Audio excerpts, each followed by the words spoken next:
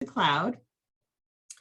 All right, welcome everyone. This is the Stack Your Future event featuring Forage, and Forage is a platform where students and recent alum can come and actually access short bite-sized work experiences that companies have put together to really give you an opportunity to learn about taking on a role or a portion of a role within a company. And the companies that are featured on the platform are among Fortune 500. You know, you can see some on your screen like Red Bull and Lyft, MasterCard, Citi, JP Morgan, Goldman Sachs, you know, really kind of well-known organizations. So we have Mehak Hassan with us today, and she's going to tell us more about the platform and how you can use this to gain experience and build content on your resume and potentially connect with folks at these companies. So I guess I'll stop there because you're the expert, Mehak. So I'll let you say hello and take it away. Hi, everyone. Thank you so much for taking some time to learn about Forage today. And best of luck with any midterms and everything coming up. I graduated from college way back in 2014. And I know it's very different to be a student nowadays with virtual learning, with all the uncertainty, living through a pandemic. So it's just good for you, you know, like regardless of being strong through these times. And I just wanted to start, before I really go into the whole Forage spiel, share a little bit of my story. I'm a first-generation American, and I'm the first in my family to graduate from college, period. So when I got into college, it's definitely one of the happiest days of my life. I felt like I was making a huge improvement for my family. And my parents, you know, they immigrated here and they just never had the opportunities, I think, that I felt I did. So they worked retail jobs. And I was always told, you know, I'm lucky because I'm American. So long as I work hard at school, my life will be different. You know, I'll get a good job, essentially. And 83% of students say the main reason they go to college is to get a job. But we know that depending on your life circumstances, it's not always easy to figure out how to put your best foot forward, especially for some of the companies that you're seeing on the screen. These big fancy companies, I'm sure we'd all love to see their names on our resume, but competing for the opportunity to get some work experience, you might be taking care of your parents, you might have kids yourself. And our whole slogan here at Forage is talent is evenly distributed. It's the opportunities that aren't. And I studied political science and rhetoric and just avoided math my whole education. So when I went to the Career Center, it was a blink before I graduated, and it was definitely not early enough. So I was a cashier. I worked at Jamba Juice making smoothies, and I had no idea how to convey what I could do, how to begin looking at companies. I wasn't even thinking about which companies were right for me. And so I was lucky in that my friend just referred me for an internship at Morgan Stanley. And I took it not because I cared about finance. I had zero interest in finance, but because that was a name that I wanted to see on my resume. And now that I'm at Forage, I look back and I realize that's not really career exploration. That's just applying for jobs. And if you don't like it, you'll leave and you'll find another job. And that's how it worked for a long time. So at Forage, we are trying to find a better way for people to explore careers. And ultimately, all of these companies have paid to host their simulations. So they're free to you, they're free to the school. And the idea here is it shouldn't really matter, you know, what school you went to. It shouldn't matter what your GPA is. It shouldn't matter about your past experience. A lot of that depends on what zip code you're born into and who your parents are. What should matter is, can you do the job? And do you want to do the job? So we're trying to build a better system. And for these companies, they have a lot of folks that they onboard and train, and they pay to train them. And then once that person finds out what the actual work is like, they'll leave in 1 to 2 years for another company. So if you could walk into any company and do the training and try out some of the work and then show these companies the work, wouldn't that be a better way to hire someone? Wouldn't that be a better way for you to figure out what the work of a lawyer or a consultant or a software engineer or an investment banker actually is? So that's really the story, my story of why I love what I do. It's the most rewarding work I've ever done, and why I'm a little jealous it didn't exist back when I was in college. But these are simulations. So there's no application for you to try out what it's like to work in cybersecurity for MasterCard or work in marketing or sales for Red Bull, because these companies are not waiting on this work. So I thought I would walk you all through one simulation that I really like. It's the BCG Climate Sustainability Simulation. And anyone who's interested in doing something for the environment or fighting climate change, I had no idea that consultants were so involved in this world, because half of the time a company wants to go green, they'll talk to a consultant about what they can do to lower their carbon footprint. So if you click on a tile in the Forage catalog, this is what you'll see, and you'll get some explanation about what's involved. So this simulation is 4.5 hours. All of the simulations that employers host in the library are self-paced. There's no deadlines, because like I said, they're not waiting on the work. They've created this work to mirror what you would do if you were magically working there tomorrow. So it's as close as you can get to trying out this work without having to, interview or compete with other people. And there are recruiters on the other side of Forage. It's totally up to you if you want to be visible to them. We have lots of students do these anonymously, and that is a-okay. Because when you're done, you still get a certificate for your resume. So this is a guaranteed way for you to reference one of these big companies' names on your resume, and it'll show you what a certificate looks like and how that certificate is supposed to be listed on your resume and on LinkedIn. So I'll make sure to leave lots of time at the end for questions, but let's dive into this simulation and see what it's like to be a consultant working in climate sustainability at BCG. So up here, it's really tiny, but there's a little button. By default, it is off. But it says allow BCG to contact me. And again, no pressure. It is totally up to you if you want to let BCG see your work or see your resume. You can upload your resume if you want, update your academic profile, show the types of classes you've taken, share where you kind of are in your journey. So if you're just looking for something part-time while studying, or just studying and exploring in general, ready for an internship or graduate jobs, which is essentially a full-time job opportunity. So you have the ability to share your preferences here. And some companies will advertise right in their simulation, inviting you to their career site so you can proactively apply. You should know that compared to an applicant who just goes and applies fresh, if you do finish an employer simulation, you are 2 times more likely to get an interview, and a whopping 4 times more likely to get an offer for an internship.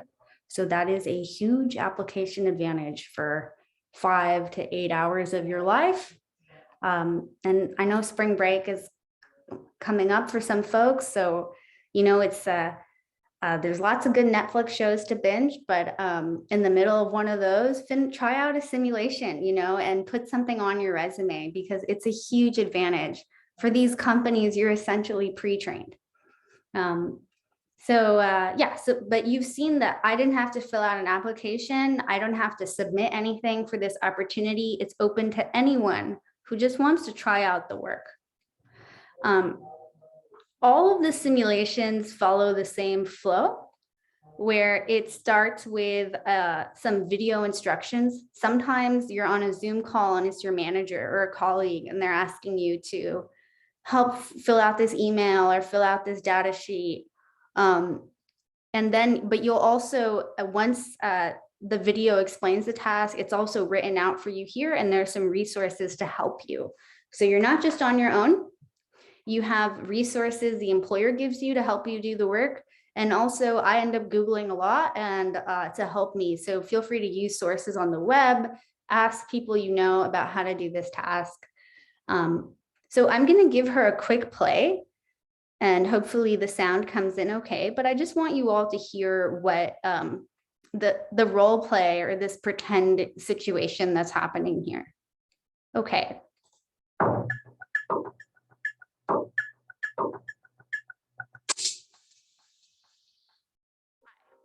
I'm Lily Conant,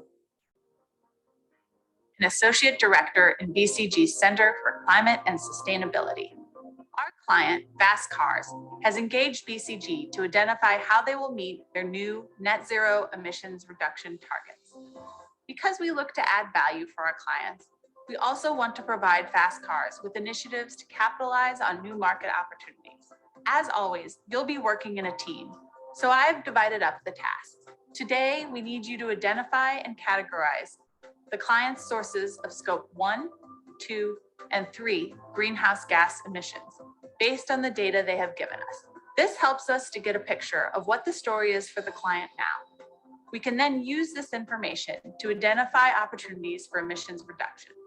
I will email you the data file from Fast Cars and a list of additional resources to help you determine which scope the emission data falls under and information on science-based targets. Our project budget has an hour for you to spend on this task.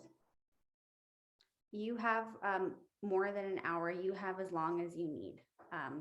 But that just gives you a sense of if you're a real consultant and your supervisor is giving you some instructions without the music, that's what it would be like. And now there's some background information here, and I'll just summarize this so you're not bored to death by me reading it. But this pretend company, Fast Cars, is under pressure from their investors.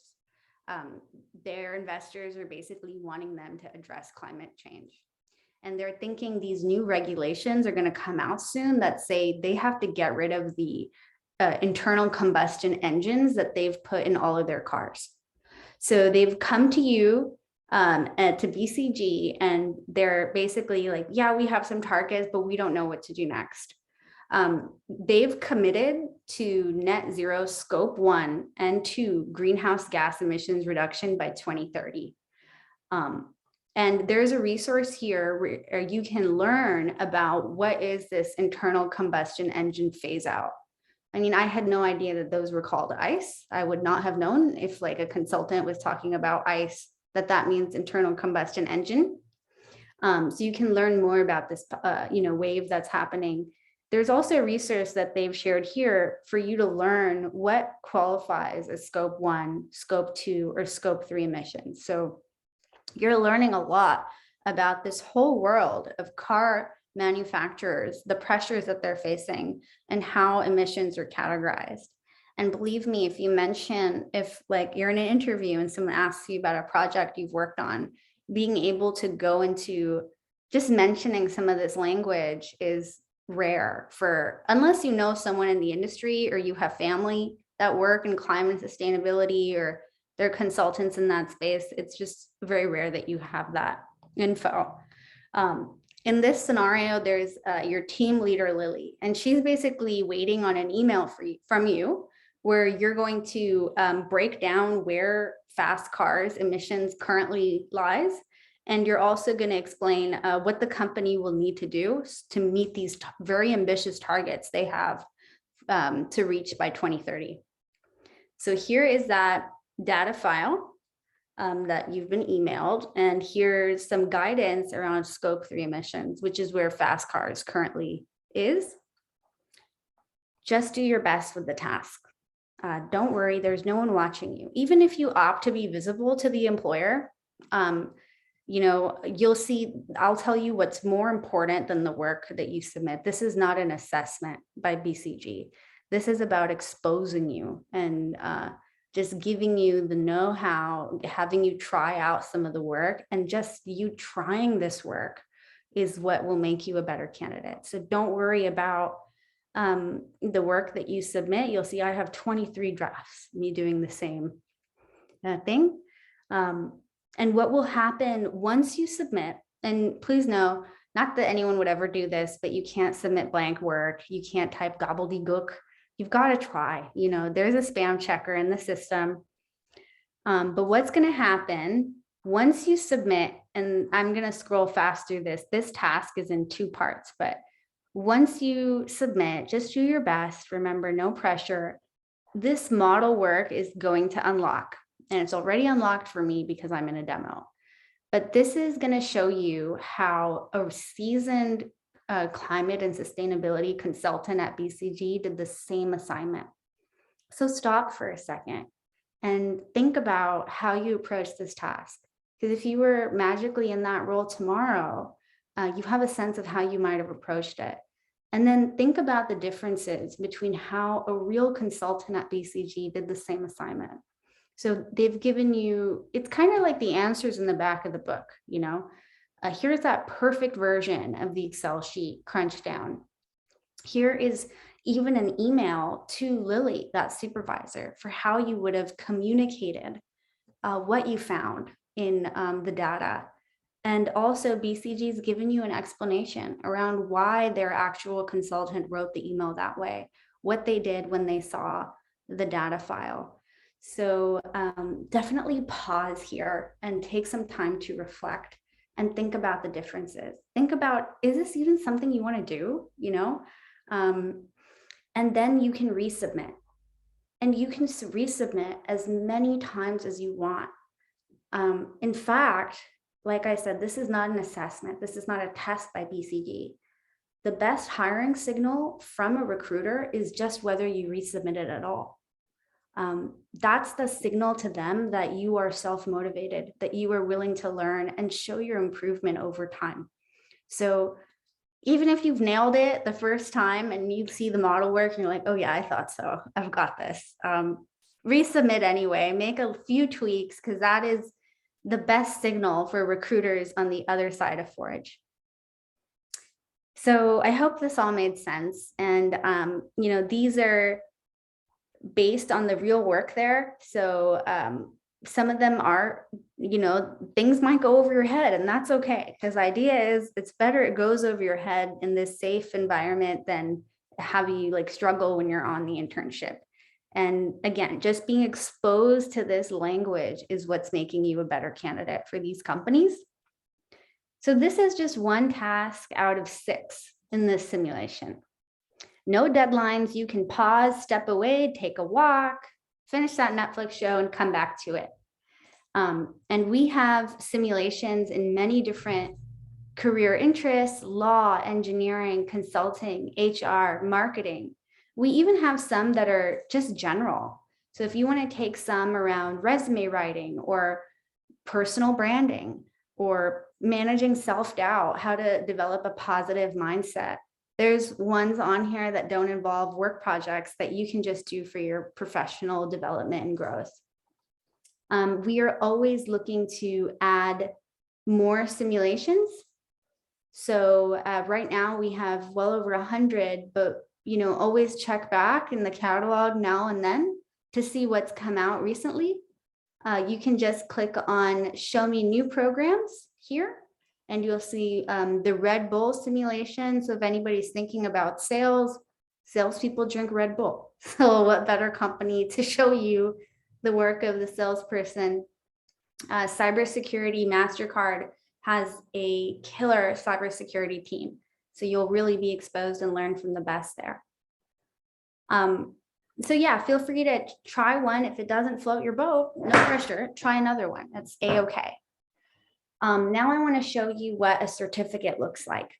So let's pretend we did all of the tasks in the BCG simulation. Good on us. Let's take a moment to celebrate, and you're going to get a certificate of completion. So before I show you what that looks like on your resume, I just want to show you this certificate is employer sponsored, and it has a unique credential ID. That's just your certificate. The employer is aware of every certificate that they issue through this credential ID. So it's just your certificate. No one else has it. So, I mean, if they have a certificate, their number will be different. And on your certificate, it clearly lists the tasks that you did. So you don't have to think too hard about how am I going to mention what I've done on my resume. Copy paste these tasks and bullet them on your resume to make it easy. You can also copy this code and, in your LinkedIn profile, there's a section on licenses and certifications. So you can copy paste that credential ID and it'll show up over there. Totally okay to change your headline and speak to the fact that you're a program participant at BCG or Citi or MasterCard. And as a cashier, I would have felt a lot more polished if I could reference, a big company and present myself on LinkedIn in a way that makes me feel more confident and professional. On your resume itself, we just want to make sure that we do not list our certificate under professional experience, because you all aren't paid for this to do these hypothetical tasks. They are hypothetical. Totally okay to list it under extracurriculars. I see it under certification. Micro credentials is actually a new really popular way to list your certification or credentials in general. Achievements, projects. If any of you are working on a portfolio of some kind, these projects are great to list in there, especially if you're interested in tech or software engineering. There is an electronic arts simulation that has you build out a video game called Vaxman instead of Pac-Man. So that project is a beautiful thing to add to any digital portfolio. But yeah, then just copy paste the tasks and put it in here. The meat of your experience is what makes you stand out. Recruiters have systems that look for certain buzzwords, and having something on there like comparables analysis or cash flow modeling can help your resume pop out to recruiters. So that is really quick. We walk through one task in one simulation. There's lots out there to explore. We've looked at how this should be referenced on your resume. The last thing I just want to mention is, in your talent profile. So when you create an account on Forage, uploading your resume makes you a lot more likely to be reached out to. Filling out your About Me section. You don't have to update your academic profile, but basically the more information you give a recruiter, the more likely they'll be to reach out to you, versus if you've just said, hey, contact me, but there's nothing on your profile. Just try to update it as much as you can. If there's nothing on your resume but the certificate, that's okay, but at least you have that in there, because those are still things that recruiters look for when they're going to reach out to you. So I want to make sure that we have enough time for questions, but yes, let's just get into it. I hope that was engaging, and I've kind of sold you all on trying this out, even though it's free. But yeah, what questions do you all have?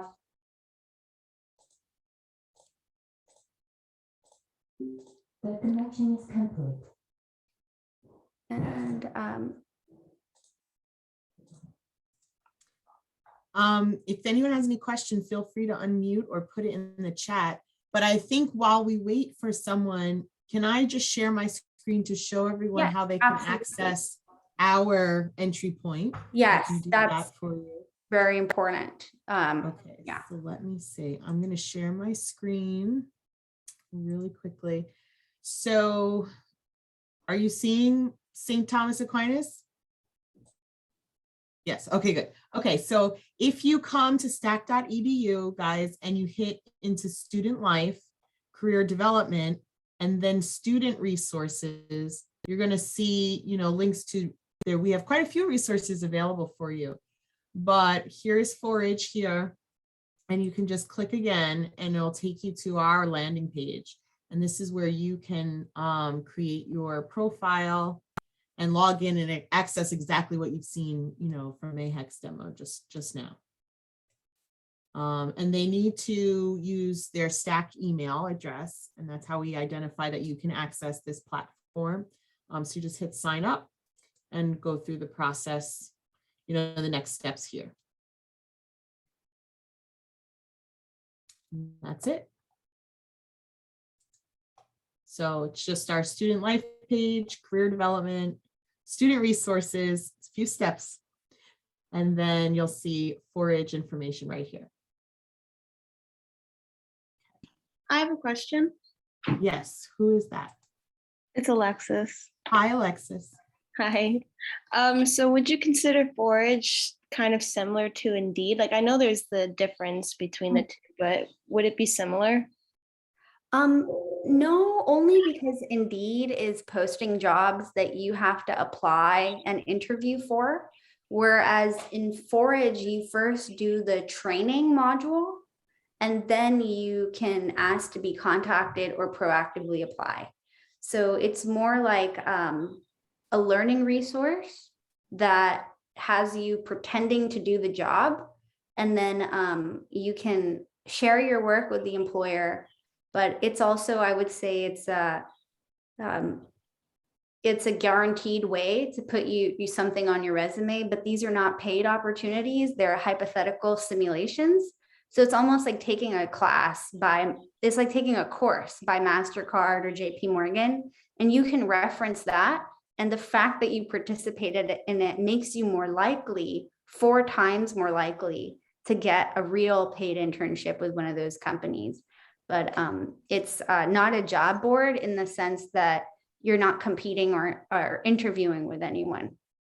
I see. Okay, so it's almost like an online trial run almost. Yes, it's a road test. I love that. It is a trial run, 100%. I see. Okay, Yeah. thank you. Mm-hmm.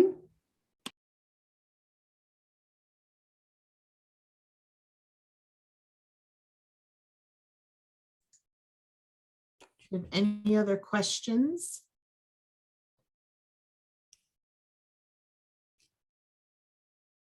I would just like to say, this is Denise. I work with Maureen and Shannon. What a fabulous concept. What a wonderful way for our students to both explore, potential roles and get a little leg up, right, for applications. 48 hours goes by so fast. It's such a worthwhile thing. I would have, similarly, I would have just absolutely been ecstatic to have something like this when I was in college as a first generation college student with very little understanding of what types of jobs and industries were out there and what was possible. I would have jumped all over this. Very, very worthwhile spring break activity. So I would just encourage our students on the call to give it a shot. I think it's awesome. I see you do high school as well. I have to check and see if my son's high school is associated. I would be one of those helicopter parents getting on there, like, starting his account. Well, you don't have to come through us through a school.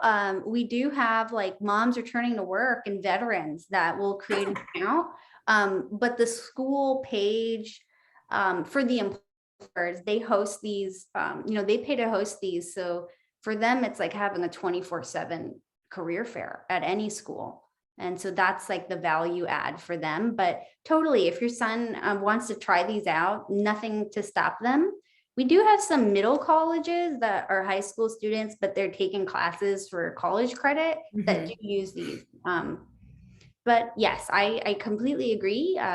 You'll be hearing, throughout the generations, definitely back in my day, we had to go through this and that to find a job that was good for us. And we had to apply and compete based on things like your GPA and your previous experience, which is not always relevant and not fair for everyone. So I definitely feel like you all are part of a future that is becoming more fair and that your playing field is more even. So that is a good thing. I think I'm glad that employers are changing the ways that they recruit. Excellent. Can I just ask another question? So if we had, let's say, a computer science major who didn't have the technical skills, but as they come in as a freshman, maybe even sophomore year, they still don't necessarily have the key computer skills. Is this not as good of a, is it, I guess the best way to phrase it, is it better for them to wait till junior, senior year before they can try something, or are they capable? And, I don't know whether you've gone into any of the computer programming ones yet or not, but I'm curious whether they can do that. They can jump in. And Denise's question kind of made me think about it, like the high school student or who maybe hasn't gained skills yet in those areas. I'm Yeah. just curious whether it's something we should be advising them to think about it more towards junior, senior year or. No, totally. Because, and that's a great question. And there is actually no educational threshold for these. What that means is Infosys designed these, like to be a mobile developer at Infosys. This is based on the work that's done by seasoned employees there. But there's incredible value, I think, as a freshman to just try it. It's like, if they got a real internship at one of these companies, often it would be go for it, like just try it out, because it's still something they can put on their resume. But also I think this sooner that someone knows what the actual work looks like, regardless of if they can do it or not, the more informed choices they can make around what they want to continue studying and what jobs they want to apply to. So this is not a way to test them. This is a way to boost their confidence and set expectations on what the work looks like if they were there for real. So short answer is yes, no, feel free. We have freshman seminars classes that use these. So in a way, they're teaching them a little bit of things like these technical programming skills through this program. There are resources and examples to help them, but some things might go over their head. I will say that, and that's okay. The idea is that they're going to see the model work once they've taken a shot, and it's totally okay if they bomb the original task. But the employers do their best to provide as many resources and information as they can. However, there still might be some things that go over their head a little bit, but that's okay, because I think that gap that they're aware of as their classes progress. So at the senior level, when they're learning something, they'll remember, oh yeah, in this one project, there was this language utilized, and those dots connect sometimes later. So if things are too hard, and then we have students that go on Google and watch YouTube videos and they learn and they figure it out, but the employer does try to give them resources, but that's not to say that they will master the task based on the resources. There might still be a gap, and we hope it gets clearer as they advance through their studies. Okay, thank you. That was helpful. Yeah. Thank you. And then we have a question in the chat from Julia. She was asking, does the certification expire at any point? No, actually it does not. And that's a great question. To date, we have not considered phasing out any of the certifications. Now, there is a date of completion on here. The other thing is we're not that old. We had our first law simulation in 2019, our first school partnership in 2020, and we've kind of grown very fast. However, I think in the future, employers will start to edit the content, which means this is a way for them to ensure that their candidates are desk ready. So it's their burden and responsibility to renew the programs. So down the road, there might come a point where certifications change. But that doesn't, what I mean to say is for the simulation you took at that time, it will forever be valid. I hope that makes sense, but there might be new certifications later if the program's content is revised. Okay, yeah, thank you. Yes. If anyone wants to share their certificate of completion on LinkedIn, if you tag Forage, we will share it in our network, and our employer partners do watch those feeds. So it's just a way to get you extra visibility, especially if you've applied to any of those companies. So yeah, our goal is to help you all get hired, and anything we can do to surface you through our networks, we're happy to do that.